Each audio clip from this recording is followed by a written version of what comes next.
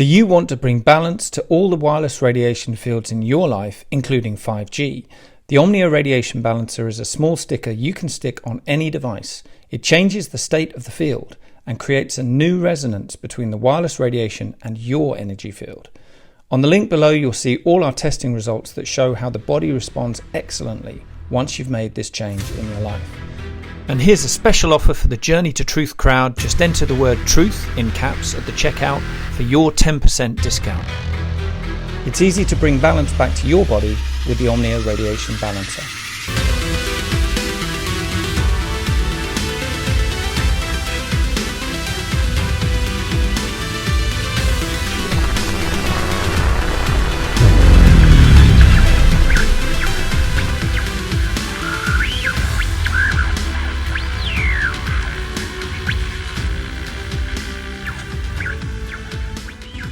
Hey guys, welcome back. Tonight we are joined by Zach Vorhies. For those of you who don't know, he came out. When did you actually come out? What was the date? Or August 14th, 2019. As myself. As himself, but he came out as a Google whistleblower as far as exposing what they're doing as far as hiding search results, putting words on a blacklist that wouldn't even show up if you try to search them, mostly pertaining holistic health, free energy type of stuff, or anything that had to do with the current election at the time. Some pretty groundbreaking stuff. 950 pages of documents came with that testimony, and it really opened some eyes. I remember wanting to get you back on the show whenever that happened, but it seemed like everybody was snatching you up, and things were pretty hectic for you as far as just in your personal life, the attacks you were receiving and everything. So we're glad to have you on. Thanks for joining us. I'm curious to even know what life has been like for you since you've come forward. I know at first it wasn't very pretty, but have things settled down since then? Yeah. Well, Tyler, thank you for having me on the show. It got really crazy there for a while, especially when I came out and was about to release all the information to Project Veritas and appear on their video. They somehow sensed it, and it escalated all the way to the police and the SWAT and a bomb squad coming to my house. And I remember you talking about that. Yeah. Yeah. And it pretty much got crazier and crazier until I just came out with everything. And that pretty much got the target off of my back. And so since then, I've become kind of a public figure. And for whatever reason, Google has decided to just leave me alone and not pursue anything against me. So I'm really fortunate for that. I'm really grateful for that. I think that part of the reason is because I've been pretty good with getting the content about and making the focus about Google and what they're doing to each one of you. Like, I'm sure, Tyler, and you guys have faced censorship, shadow banning. It's everywhere. Yes, we have. And in 2019, it was still a conspiracy theory. And now it's like, and that was part of the attacks against me, is that I was just like some deranged conspiracy theorist. But hey, look at what's happened. It's actually worse than what I said it was going to be, right? Like, they went ahead, they did a purge in October 15th of 2020. They got rid of Trump's, supporters, his videographers. Every single video that had me pretty much got purged from the platform. And it all happened right before the election. And we know how that went. And, the disputes that are still boiling over today with the election audit. And when we look back, what we see is this network of people running things behind the scenes, but clearly running them, colluding and collaborating together to seize control of not just the United States, but it seems that like they're doing this, like something's happening in India right now with, all of a sudden it's like a spike in the death rate. And then all of a sudden it just like goes away. And so, it's like, there's this network has exposed themselves big time. Yeah. And they're still up to their dirty tricks. And the censorship is, at an all-time high, and it's just atrocious. Well, they've exposed themselves, but they're not even remotely trying to hide it anymore. It is like blatantly in your face. Like even Google or YouTube is sending out emails to their content creators and telling you exactly what they're doing. I mean, it's no secret anymore. Like, why don't they just change their name to ThemTube? Yeah, exactly. And that's part of the lie that they sold it as YouTube, as if it's your service rather than their service, that they're just gonna, like, they wouldn't take down terrorist content because they said that would set a dangerous precedent. And now it's gotten to the point that if you talk about vitamin D or vitamin C and how that can be used to reduce the inflammation and do a better prognosis for COVID-19, like, they're going to ban your videos for talking about vitamins. Oh yeah. Yeah. We've had a video removed for medical misinformation just for talking about a natural cure. Medical misinformation. Yeah. Which one? Well, it was Ken Rolla. He's an inventor, scientist, and he deals with a lot of free energy technology and natural health, homeopathic stuff. And before we could even get the video up, it was swiped. So it's up on Rumble if anybody wants to check it out. We were talking about the jab as well. Oh yeah. So that's probably the main reason it got removed.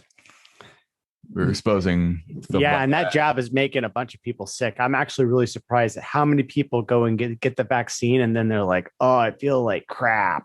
Mm-hmm. Mm-hmm. Well, okay, I was real quick, and we'll get back to what you were telling us. But I was just at eating dinner the other night, and some guy was sitting at the bar. I always go up. I'm a local at this one place. I just like their food. But he was like, "Yeah, I got the second shot today, and apparently the next day is the bad day. So I'm going to get drunk tonight. I figure if I'm going to feel like shit tomorrow anyway, I might as well be hungover." And like, that's the mentality. That's the mentality of these people. Like, they're just assuming like, yeah, this is the way it is. So you got a glimpse into the way that they think, right? Yeah. Yeah. But when I was getting my haircut last, I was listening to this lady talking to the barber, just like how crazy of a reaction she had and like how terrible it was, and oh my god, I thought I was gonna die. And then I'm gonna go back and get my second shot. Yeah. And I was like, what? It's like, like, people are so, they're just so far removed from just thinking for themselves. Yeah. Exactly. Like, it's funny how like you can experience something like that and people don't even question, maybe is this really a good thing? Well, maybe I should look more. No, it's just like, this is what they say, so this is just normal, and this is a good thing. So it's so crazy. Getting back to the Google stuff, the censorship. So are you still affiliated in any way, or do you have connections with people at Google? As far as, do you know what they're up to now, or are you not? They pretty much, like, some of the bad people that I outed no longer work at the company. Michelle AI, can't remember what her last name is, but she was on one of the slides, and she was one of those AI ethicists. And then, ironically, she broke into to her company's computers, Google's computers, to try to find evidence that they mistreated one of their AI ethicists, who also happened to be one of these like Black Lives Matter critical race theorists, like basically absolute racist, right? And so the media made a big deal of it.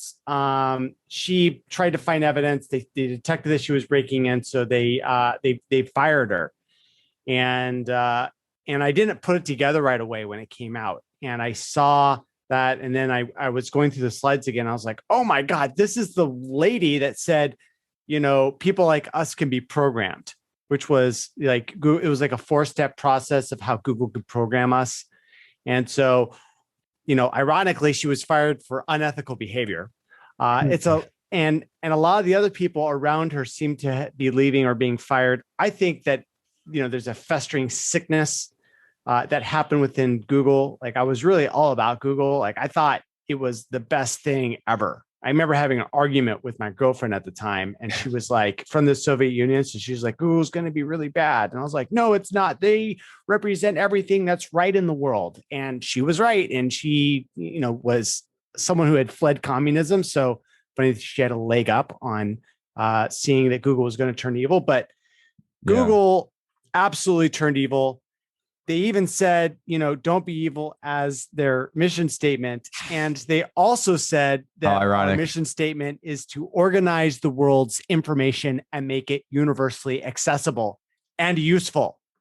And now they're like, we're going to ban you if you talk about vitamins. Like, Yeah. unfreaking believable, that juxtaposition that's happened. And, I'm looking back the last 2 years that this is all spilled out. Like, it's just like, wow.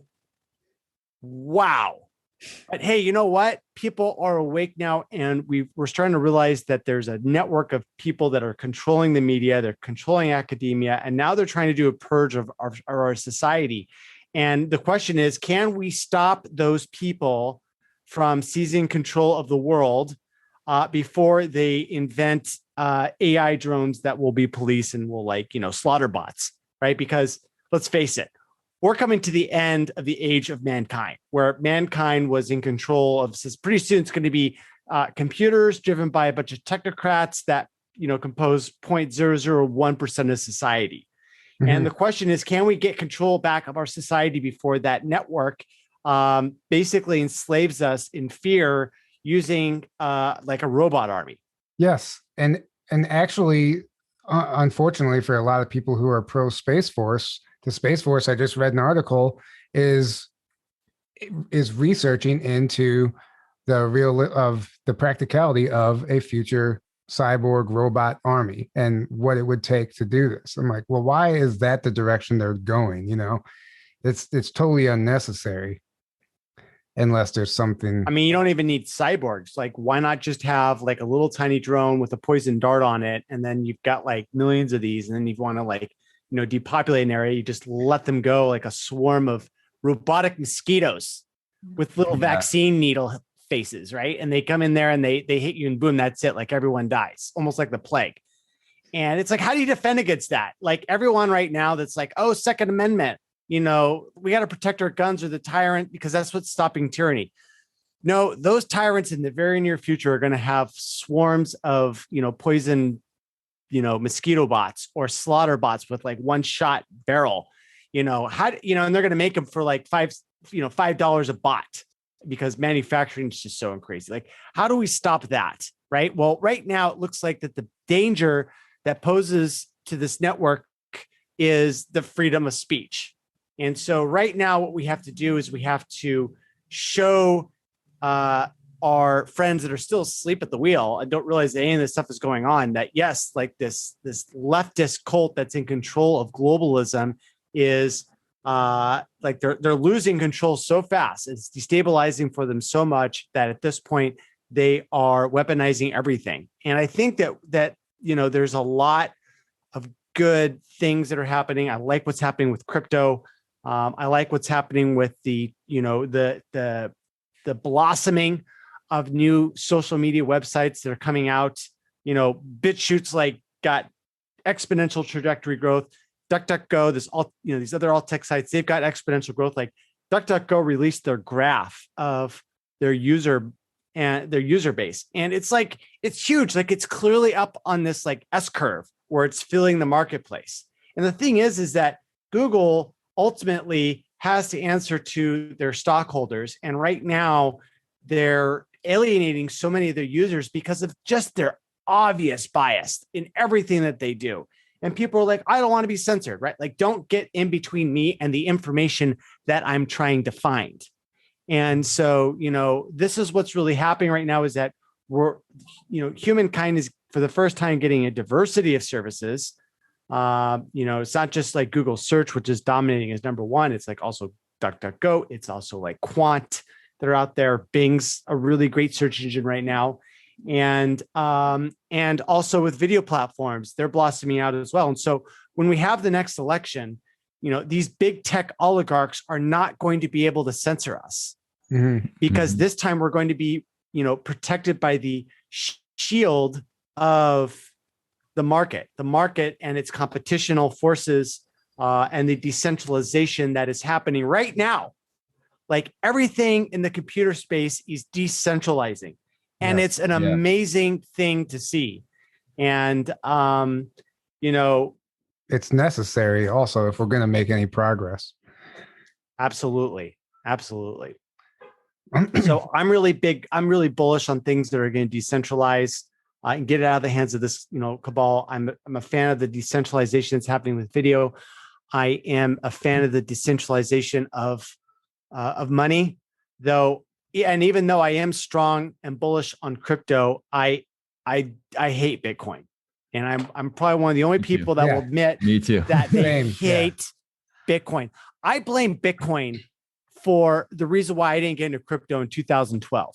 I said, if Bitcoin represents crypto, then count me out, because crypto is a fundamentally broken currency. And, despite all the things that it's promised us, it's never been able to provide the liquidity to do transactions over the internet, right? Like I can't go and buy CBD with it on a website. Like no one offers it. Why? Because it takes 17 kilowatt hours to be able to do a transaction, right? Yeah. Like, Yeah. It's insane. Yeah.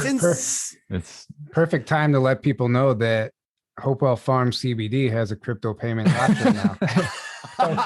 So, but don't use Bitcoin. Yeah. So we're affiliated with Use something else. Hopewell Farm CBD, and they have some really great stuff. But they just implemented a crypto payment option. Any coin that's on Coinbase, you can purchase CBD with now. fascinating. Yeah. Wow. So it's I'm hoping that we start seeing more. Wait a minute. What's the thing? I want to go look it up, because this is one of the first places I've seen that does crypto. They do crypto for CBD. That's Hopewell. brilliant. Hopewell Farm LCC. They offer it. I mean, you can pay with normal money too, but they offer payments. Upon checkout you'll see the option. I don't know exactly what the updated website looks like, but it's definitely an option. But only this. This is what is it again for our audience that's listening? It's Hopewell Farm LCC. Yeah. .com. Yeah. Uh-huh. Yeah, great. That's great that they're offering crypto. I haven't seen that. And LLC, sorry. LLC. LLC. LLC. Yeah, and the thing is that like I was like, I don't believe in crypto until I see CBD people being able to take money for people that want to buy it, the CBD. And the reason why I say that, the reason why I hold that as sort of the canary in the coal mine of fortune, is because the FDA and the financial, cartels are cracking down on everyone that's trying to sell this stuff. Mm-hmm. And so, and the thing is that, wait a minute, why do we need to use Stripe? Why do we need to use Visa? Like, why is it so hard to get a payment processor? Why are all these out of country payment processors like scamming people and stealing their money, which is what they're doing? I was like, can we please get a technology solution to this where person that wants to buy CBD can use crypto to person B that wants to sell it to them, and then the transaction goes through and they get their product and everything's great. Yeah. So this is great that I've seen this. I think this is going to be the trend. I think that it's going to be with these proof of stake coins like Polygon and Cardano. I do AI analytics on what's being said about these cryptos now, and the frequency of what people are saying about Polygon and ADA by the experts is quite high. Even though I don't have time to go and look at all of it, I just sort of like data mine the words that they say, and those seem to be at the top. And so, we had this crash that just happened, started 2 days ago, and and they did some of my. I liquidated all positions on that. I'm just going to let the market crap, and when it hits bottom, I'm going to buy back in, and I'm going to go with those proof of stake coins. And those proof of stake coins are so good that even Ethereum is moving its blockchain from proof of work to proof of stake, and that's really the future. And unfortunately that means that Bitcoin, which can't be changed, it's going to burn. I feel it's going to go the way of MySpace. I think that's going to be really painful to the community. The way of MySpace. Yeah. This might be a good, totally. this That's might a good be analogy actually. And this might be a good time to let people know that you are not a financial advisor. I'm not a financial advisor. Yeah. People will be blaming you for liquidating all their assets. Cover your track. But anyways, back to censorship. So we're talking about that and unsensible tools. Google decided that they were going to censor everyone. And it started in 2016, right after Donald Trump won the election. They're like, we got to combat fake news. And just started trending. And then they started like writing these design files of how they were going to change their policy to start filtering all this fake news. And I said to myself, like, what's going on? Like, this is weird. And the thing about the company is that Eric Schmidt, who built the company, built it on this policy of a company that's totally open. So anyone can go and see what anyone else is working on. And so when Google started to like shift the rudders on the giant ship and start changing momentum, they put all their plans out there because that was the way the policy was. And so a lot of people are like, oh, well, did you work in the Citadel or something like that? And no, I had no special access to the company. I was just a regular full-time software engineer, senior software engineer working on their YouTube product. And I just started getting curious because I love to do research. And so I was just like, we're censoring fake news. And I just started typing and found out, oh yeah, not only are we censoring fake news, but we're building an entire system, an AI learning system to do that. And when I saw the name of that, I went, okay, this is something that these SJWs would name it, because it would be wrapped up in these virtue and these really great terms that make you feel good. And if you're against it, then it just sounds bad, right? And so the crazy Orwellian name that they used to name their censorship product was called Machine Learning Fairness. And machine learning fairness is basically critical race theory digitized into an AI classifier. Now, what is an AI classifier? An AI classifier is a machine learning algorithm that's been created by a machine learning like framework, kind of similar to like TensorFlow, which is an open source project that Google's given out to the community. And basically what it is that you give this thing training data. So a bunch of data like audio, video, news articles, whatever, and a bunch of labels that have been already pre-allocated on these data sets. And so you have a computer and you go, look, this is how we've labeled everything. And now you need to do the same thing on new input. And at the end of this training cycle, this machine learning fairness generates a classifier, and then that classifier is then run on the data that is produced at Google, and then they figure out which data to boost and which data to like suppress. So, for example, on YouTube, they data mine everything that you say by text or speech to text software, and so after they create this text version of what everyone says, a transcript. Then this transcript is mined and they look for keywords, and then those keywords are run on these classifiers, and those classifiers say, oh, well, there's like a 0 to 100% chance that something is something. So right-wing news, it's got a metric on that. And if it's above 80%, then I'm just making up a number with the 80%, but some threshold, it will classify you. And if you go above some threshold for hate speech, then it'll say, oh, your hate speech or you're swearing. So there's like a swearing classifier. There's like a hate speech classifier. There's a right-wing news classifier. And they just run it on all your videos.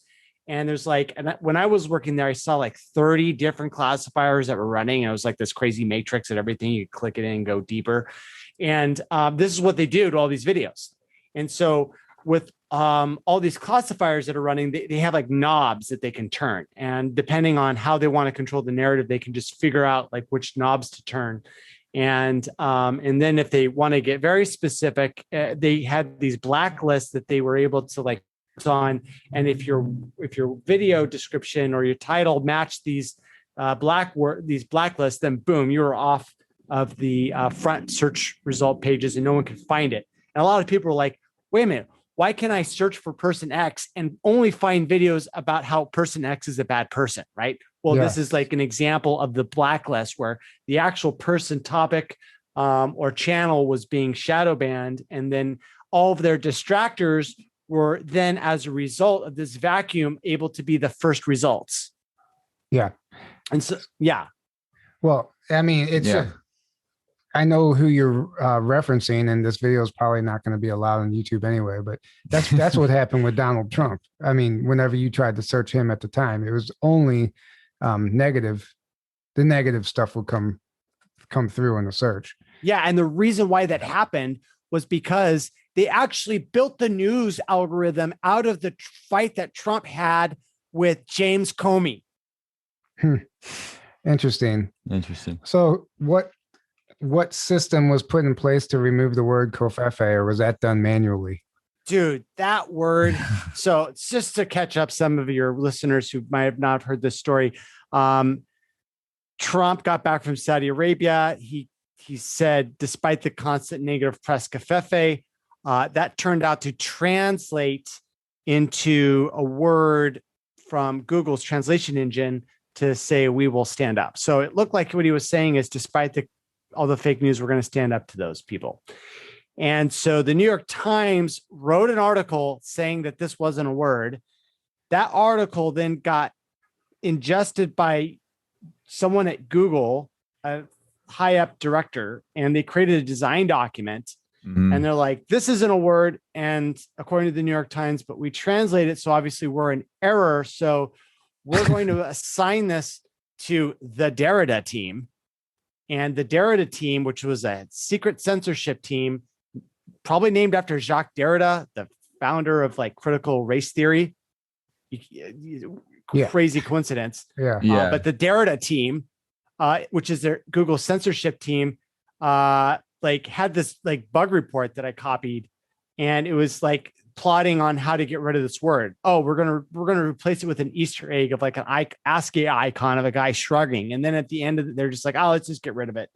And then they got rid of it, but then their AI system was good enough to find a different translation that would still, do the translation. So they had to do, and this is almost in direct quotes, they had to bad the misspelling on the alternative translation, which means that they marked it as bad, and then that cut off the alternative pass. So they actually had to get rid of it twice from their dictionary. And then by the next day, covfefe no longer translated from Arabic over to English. So it just made Trump look like he was crazy and making up words. Well, here's the thing. I wonder how many people Googled it right when he tweeted that, saw it because it was first on Google, right? It would come up. I mean, I don't think a lot because he did it late at night. Okay. So you think they got it pretty quick where most people didn't? Yeah. Before they had a chance to Google it. Okay. Because I was saying otherwise that would wake people, the people that would Google it right away and then went back and saw that they had deleted it. I think this one kind of might have slipped under the radar though. I don't know. Because I know everyone was trying to figure out what he was saying at first, I was like, what is he? So how many people just Googled it? Yeah, I don't know. Yeah, funny how and within 24 hours that translation had been wiped from Google's history as if it never existed. And then they were all saying that, well, Trump is deranged because he's saying covfefe and doesn't make any sense. And he's obviously mentally incapacitated. So let's invoke the 25th Amendment to remove a sitting president from office because due to mental incapacitation. And I'm sitting there looking at this. I'm just like, holy mother of God, is everything a freaking psyop in our society? And as I just started getting, and then like the October massacre happened in Las Vegas in 2017, October 1st, right? Yep. And that was pretty much at the worst experience because I was like waking up and I started to realize that everything's kind of manufactured in the narrative. And then, here's a guy that opened fire on a bunch of people at a country music concert from a casino, which has like 8,000 cameras, and they all malfunctioned. Yeah. I'm like, what a coincidence. Really? Yeah. And they'll call me to just let it slide. Tons of ammo and gear with it. Yeah, like he got all of that through that casino. If it was only one person, and then you had the crisis actors and the whole false flag. Well, there were multiple shooters. It wasn't even just him. Like there were reports of multiple shooters. Hey, didn't they say that in Kennedy assassination? Yeah, exactly. And then a bunch of documentary people started media people started recording really high quality interviews of like certain people that were like, yeah, there were multiple shooters. And then like it was like, boom, like that person died. And then another person like killed his daughter and then himself and then left a suicide note. Yeah. And then I'm just like, of course. Yeah. What a crazy coincidence that all these people talking about multiple shooters keep on dying. And then like I start reading the articles, and then the articles are like, a bunch of conspiracy theorists are coming here thinking that there's a conspiracy. There's no conspiracy. There's nothing out of the ordinary. Don't exist ever. And I was like, this is the third survivor that's talked to the media that just died under crazy circumstances. And so I was sitting there, I'm just like, I'm obviously got schizophrenia. I'm going crazy. There's no way that this could happen. What has the whole world gone insane? No, it's got to be me that's going crazy. But then everyone else was like also pointing out the weird shit that started happening. And then that's when I got turned on to 4chan and started seeing like this alternative theory about how this was an assassination attempt. And then there was like some crazy video about it. And there was like, it turned out that the top of the MGM was actually not the MGM. It was like the Four Seasons Hotel, and that this Four Seasons Hotel was owned by the Saudi royal family who happened to be there that night. Yes. And I'm just like, oh, wow, this was like a whole assassination. And this assassination attempt went wrong. ISIS, I don't know if you remember this, but ISIS actually claimed responsibility for this attack. And then everyone in the media was like, oh no, that's actually like, they're faking it. I do remember that. Yeah. Yeah. And so that was like when I was like, okay, the media is clearly all in collusion. Like if they're acting like this and they're going to take over society unless someone comes and outs them. And I didn't want to live in a world where that sort of network was able to have dictatorial power as a technocracy. And so I wanted that was in 2017. I started plotting how I was going to let the public know that Google was becoming a really sinister force and was going to begin a cleansing, a political ethnic cleansing that, ended up materializing, a year later. Imagine, and thank you for doing that. Obviously, that was a huge service you've done. But imagine just trying to rewrite history for the last 4 years and tell people what actually took place just for the past 4 years, not even going back, into our whole nation's history. Like it would take a lot of time and a major team of people to really get the facts straight because everything's been so skewed and if not just made up. It just shows you, like you said, you had to go on 4chan to find the real information about what took place in Vegas. Mm-hmm. So it's just interesting to me, like how far removed some people are, but if they haven't been paying attention, and it's not necessarily their fault, but it's actually scary if you think about it. Yeah, it is. And the question I have is if the news is this fake, how fake is history? That's what I'm getting at. Yeah. And are the scientists as bought off as the politicians? Yes. Yep. They absolutely are. Most of those scientists don't even they won't even get a grant unless their conclusion matches what they're I don't know. It's all screwed up. I mean, you just put the money where the incentives are, and then the group of people reconfigure so that the people that are willing to do whatever to get that money end up coming on top. And that means like, hey, look, if you're an ideologue that believes that, a certain doomsday scenario, which is painted by the media, is the thing, then you're going to receive funding over and over and over again to push that message. That's what I was trying to say. Like your results have to fit their agenda. Otherwise you won't get your grant, basically. Yeah. Mm-hmm. And they know that. And there's real scientists out there doing great work. Unfortunately, everything that they're publishing, if it even gets published, just gets swept under the rug. And this goes with everything, with news. Yeah. People that want to be real journalists and report real news just get wiped. You can't do that. You have to say what they want you to say, and you can't say what they don't want you to say. Well, if you want a public voice, that's why you have to go to alternative news and media to even have a hope of getting any truth. But even that is infiltrated to a degree. Yeah. And even that you have to use your discernment and figure out what's real. And yeah, it's just, that's the world we live in. It's just every single institution, every single thing out there, especially if anything that's mainstream, is all 100% controlled by ultimately this cabal or deep state or whatever you want to call it, this group of people that all they care about is themselves, control, power, and anything anti-life. And yeah, the rest of us are just worthless sheep to them that can be used or killed off. Really, that's what the depopulation, they want to kill off most of us. And that's where that is. They think there's way too many of us, and the rest they want to just enslave as much as possible. Yeah. And all their agendas are just trying to ramp up to that, essentially. So yeah, you're right. If we don't stop this, like if we don't stand up, it's just going to keep heading that way. Like we have to take a stand. So I do have a question for you. How is Google reading our thoughts? What? I mean, you basically leak metadata as you go and interact with these computer devices as you go throughout the world. Like you make a payment, like that's they send that metadata about the transaction, who it came from, who it went to, the date, the amount. Like that's getting sent to a centralized place.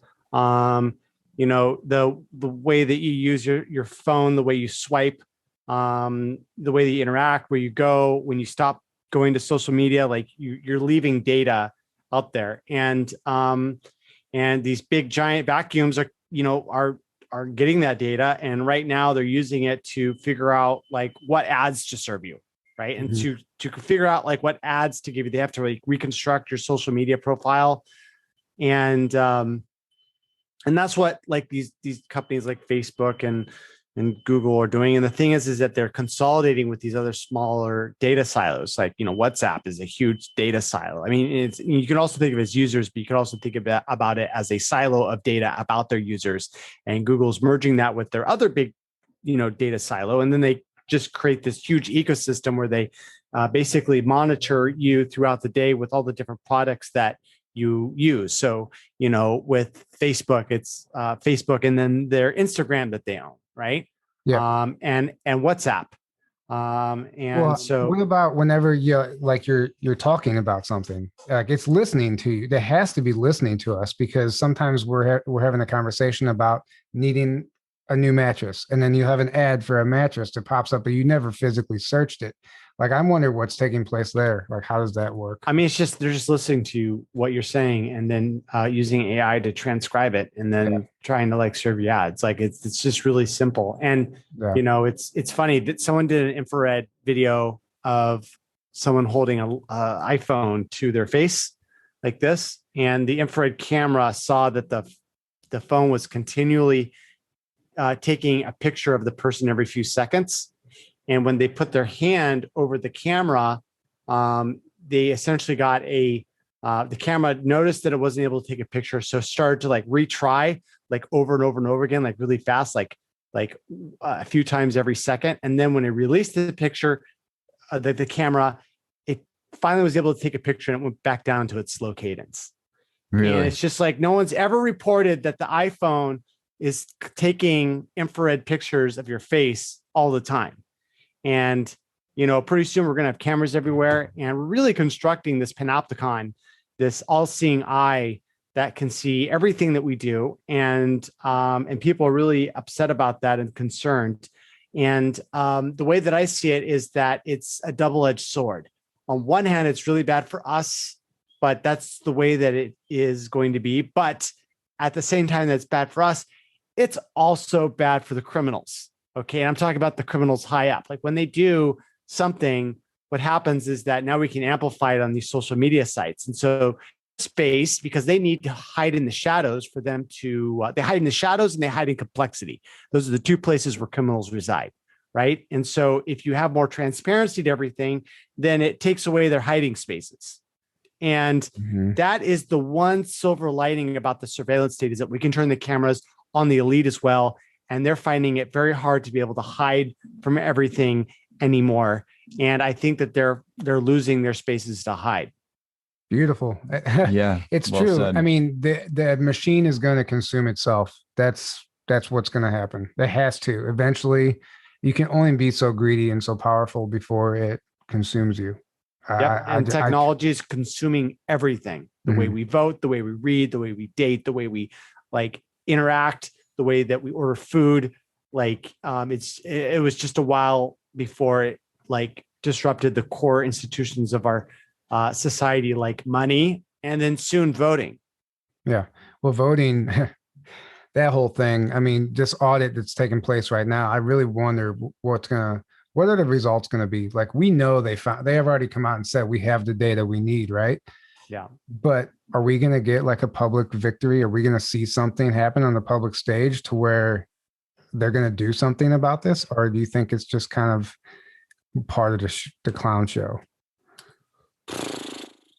I don't know, man. Like, I know it does. Right. Yeah. Like how well do the oligarchs have control? And the question is, do they have control over this Arizona audit? And are there oligarchs actually leading the Arizona audit?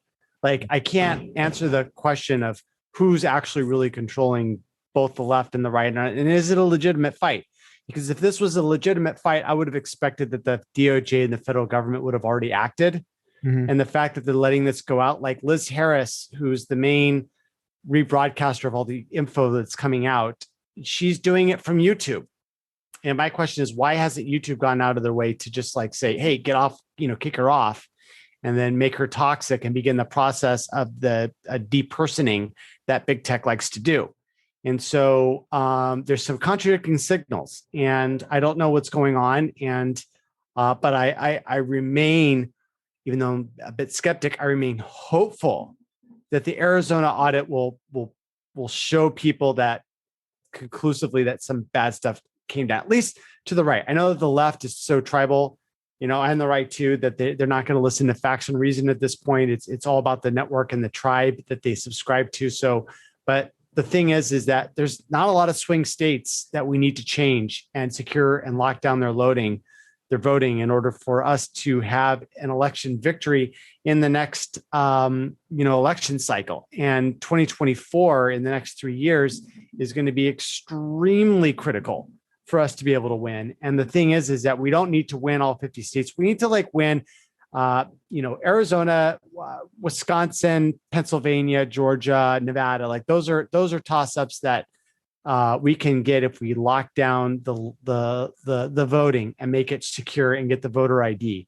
Because the thing is that everyone's waking up. Like, how is it possible that the media is saying that we need vaccine passports, but voter ID is racist? Exactly. Like, it's just such an astounding juxtaposition to have, to say A but not B when A and B are the exact same. But, it's just getting so obvious that I think that, a lot of people have woken up. Everything that was a conspiracy theory feels like it's like half of them are now like conspiracy facts. And so people are like, there's like this era of people being more open-minded. We're like, hey, now aliens exist, and, maybe this is the age of Aquarius, in the fourth turning. So I feel that everyone knows that there's something big coming down, and that we're heading towards a lot of disruption, and these cycles of disruption are getting faster and faster and faster. Yes, I agree. And to go back to what you said about the audit really quick, two things. If you're skeptical, one, why were the Democrats against the audit if they had nothing to hide? Yeah. I mean, that's huge, right? And then two, Dominion wouldn't hand over the passwords needed for the audit. I just think those two things, like if this was a legitimate thing and everybody was on board with it, there would be no discrepancies and everybody would be working together. So I want to add, though, that the Democrats there had the ability to stop the process with $1 million bond, and they couldn't come up with $1 million. I mean, so something weird is going on, right? They can't come up with 1 million likes on a freaking YouTube video. So yeah, well, they got the power of the central bank. So it's like, how can they not buy in with $1 million? Like, if I was a deep state, I was like, oh, it's only $1 million to stop the Arizona recount. Yeah, sure. There you go. We'll funnel it in through George Soros's BLM, financial trickery. We know that the media will cover for us so that we'll never be held to account. And so they said $1 million to stop the Arizona thing, too high of a price, and they let it go. And so that's the only That's signal telling. that I see that's telling. And I'm like, why did that happen? That's unexpected. Maybe they're somehow checkmated into allowing this to happen. Maybe this is a good sign. Yeah, maybe. Maybe the show is just playing out now, where but they're basically done, but they have to kind of play out this show. I'm up for that. I'm open to it. I mean, I hope, like I'm with you. I'm hopeful, but we'll see what happens. And I do think you're right as far as like something's changing, something big is coming. Like, yeah, things look like they're getting really bad on the surface, but in a way, isn't that what we kind of want? Because things are all getting exposed. It's better than going back to the norm, which was the illusion anyway. It's right? waking people up, and it's people get complacent when things aren't smooth, and people need to know what's been going on, how bad it really has been, and who these people are, and everything. And this is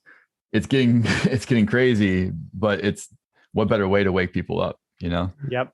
than to be literally them experience what's going on right now, and them to be living through it. I mean, how do you go to someone though and say, hey, everything that you believed was true is now obsolete, and there's like a new way that we're all waking up to, and that involves that like free energy is possible, and hey, the elites are actually way more corrupt than you thought, and the reason why we don't have free energy is because they want to keep their oil cartels They've that been hoarding enslave it the for world decades with the petrodollar. Well, you don't go up to somebody and tell them that. You present the information on your platform, whatever you're doing, you do the work, put it out there, and the people who are ready to receive that information will find it, and the ones that aren't gonna, they're not even gonna know it's there, right? Yep. At this point, that's where if you're ready for the information, somehow the universe will guide you to it. I think. I don't know. Speaking of hacking, what are your thoughts on this pipeline hack?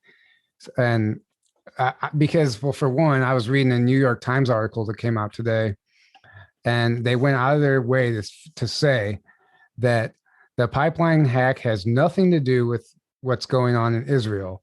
Like, like they're just like, Okay.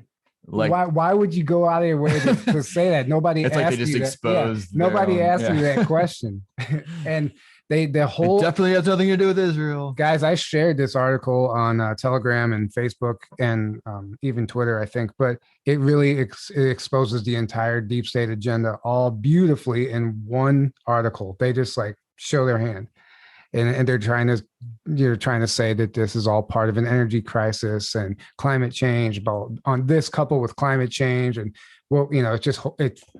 I mean, here's my thoughts. I think that it's a multi-barbed thing. It's first of all, the government makes this as bad as they can make it.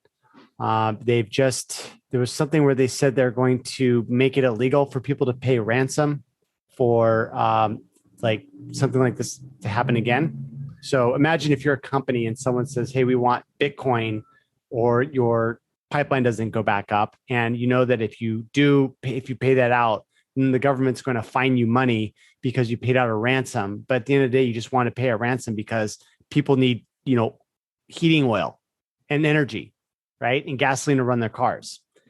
And so I think that it's one of these things that the elites are using to destabilize the United States. They want these shocks to happen to our supply infrastructure.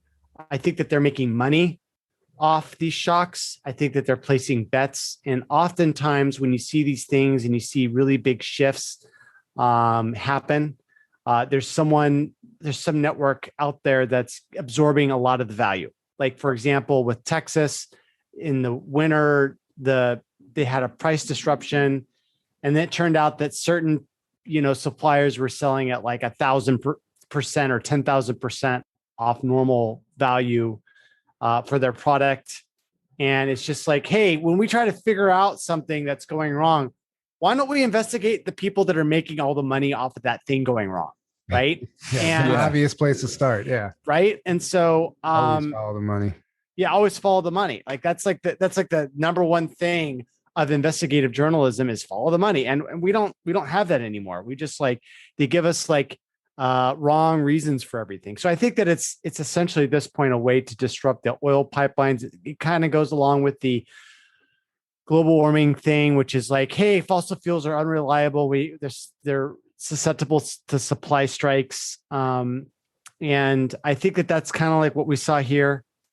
Yeah, and that's essentially what's going on. And, you know, it's the same thing. Like, why do we have like these BLM and Antifa attacks? It's like to destabilize society and make it suck. And the reason why we need that is that we don't really want to overthrow our society. You know, we're like, hey, let's overthrow our society. So I'm like, no, I love my society. Like, it's great. Like, it's composed of like my friends and my family and their acquaintances. Like, why would we want to overthrow that thing and overturn it? Yeah. And so then the elites are like, okay, we're going to make it really bad. And once it gets really, really bad and you hate everything and you're all divided, then you're all going to be like together, like, hey, overthrowing society is the solution to my really shitty education and all the debt that I have. And how everything's unaffordable and how I can't get healthcare and why I've got this like cavity that I can't take care of and all the other things, right? Like if you make life utterly unbearable for a large percentage of the population, especially those that are poor, and then you give them handouts so that they get the carrot and the stick for being a socialist, then you get enough momentum to be able to actually overthrow the entire culture. And you made money all the way up until that point, right? Like if you're the health cartel, you're going to make life really suck by making healthcare really expensive. And so at the same time that you're causing the gradual overthrow of society, you're also making money hand over fist. And that's what we see with all these corporations now. They're making money out of all of these things, like with their monopolies, right? And even Trump was susceptible to this. Like he nationalized the treasury. It was kind of a story that the media didn't talk about, but he nationalized. They didn't touch it. They didn't want to talk about it. Yeah. They didn't want to talk about it. And then he gave it to BlackRock, right? Who was like connected with Jared Kushner. And it's just like, sorry, I'm just going on a rant right now, but please do. Yeah. Yeah. What do you do? Right? Like you just got to call it out. And that's the reason why, you know, it's really important. And I think it's a perfect segue to talk about a new project that I've got coming up. It's going to launch with my book. And the story is this, 4 years ago, I was in San Francisco working on the YouTube app that allowed people to connect with their content creators, such as you guys. And then everything went to hell. Google was doing this whole political purge.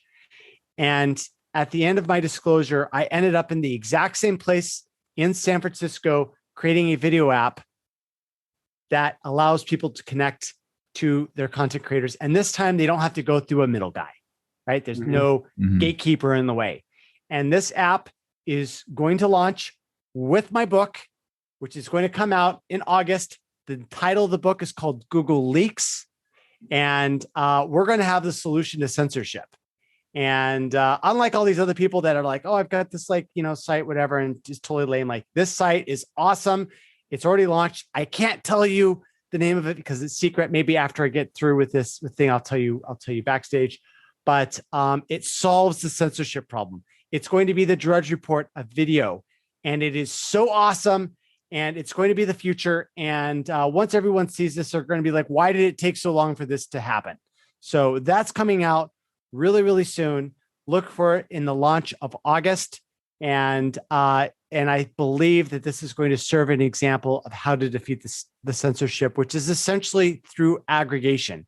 If you aggregate all the content creators, which there's not a lot, there's only around 250 of you guys out there, like get them under one public square, broadcast their stuff. It's really as simple as that. You don't need like a fancy gamification of everything. It's just everyone wants to be able to see what the people are saying about everything. And you just got to make that interaction as frictionless as possible. And that's what I've done. So nice. That sounds amazing. That's amazing. I can't wait for that. One thing you just said that caught my attention. You said there's only, where does the number of only 250 content creators come from? Is that, you just throw that out there? Or is that something? I've got my finger on the pulse. So I'm looking at everything. That's like nothing. Like I would have imagined it would have been a lot more.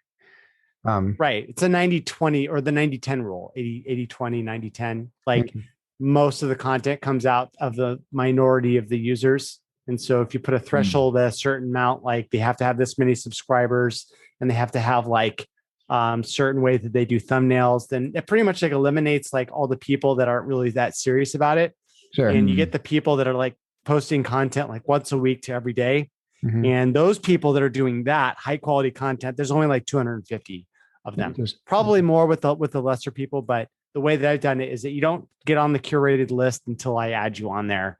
And when I launch the service, we're going to have like a discourse or some sort of forum so that people can go on and like upvote like the newcomers, like, oh, this person's like really good. And then like get it and then amplify them, because really it's not about like amplifying any particular person. I just want to get all the truth sayers together, on a same app, so that we have the whole marketplace of ideas that we can sample from right now, so we can understand what the hell is happening with this world today, right? Because it's a mystery, okay? Yeah. But if we get everyone together, we're going to have a lot more sense.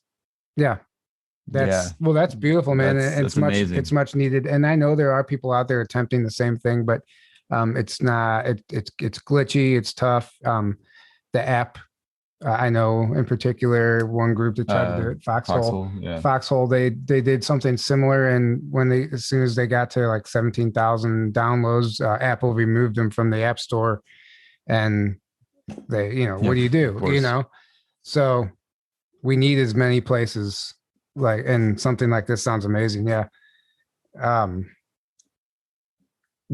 That, and you also you have a new website as well. So I've got zachvorhies.com. If anyone out there listening wants to see everything that I've disclosed to the general public, I've put it all up on my website at zachvorhies.com. Check it out.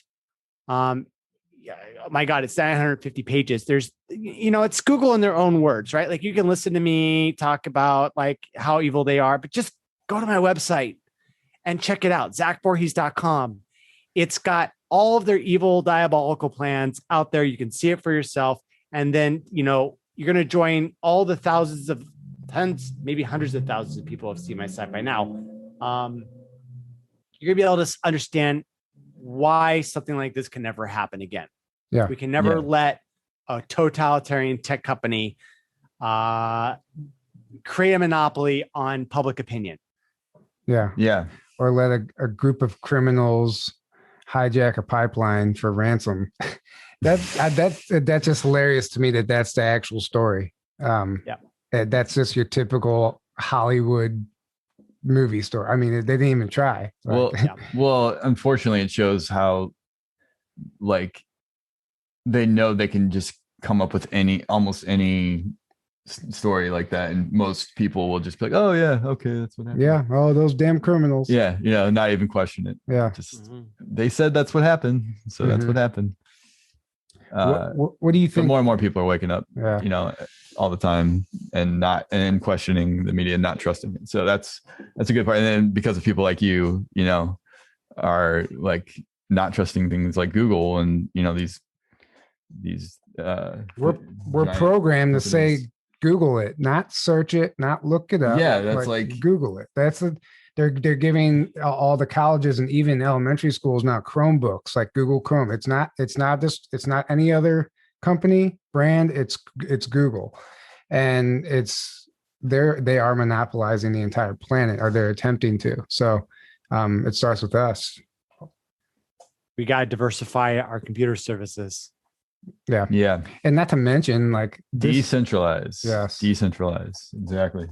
And if you really want to break it down and look at like even Apple and Google, like all of their symbols, their icons are all occultic, very Freemasonry, Satanist, everything has a double meaning behind it all. Yeah. They love to put their symbols out there. That's what they do. Yeah. So I guess we'll go ahead and start wrapping this up. We've been going for about an hour now, I think. So thanks for coming on, man. This was great. I think thank you so much. I can't wait to get your book when it comes out. We're looking forward to that. Guys, make sure you go check out his website. if you have not went down the rabbit hole of all these Google leaks, I recommend doing it. Just skimming through those documents, it takes a while, but I did do that a while back when it came out, and it's just like, it blows your mind. It's nuts. It actually blows your mind. It's like, well, it almost leaves you hopeless, but that's not the case. Look at the blacklists. Yeah, that's what I did. Those are the special thing. Yeah, that's crazy. That's what I did. Yeah. I was going through the blacklist. I was like, holy shit, like everything that we should Everything know about. you need to know about is on the blacklist. Yeah. It's so crazy. Yeah. Yep. Yeah, guys. The Hopewell Farm CBD does have a promo code. Journey to Truth 10 gets you 10% off any of the CBD products on their website. Omnia Radiation Balancer device, a patch you put on any radiating device. It harmonizes the frequency, turns it into something actually beneficial for your body. That is available on the link below with 10% off with promo code TRUTH in all caps. And then the Teespring merch, as you guys know, 15% off with promo code CGI Joe. And we will leave it at that. Have a great night, guys. Thanks for coming on doing this, Zach. It's been a lot of fun, man. Thank you, man. My pleasure. Thank you for having me on. Yeah, of course. Absolutely. All right, guys, have a great night, and we will see you next time. Bye.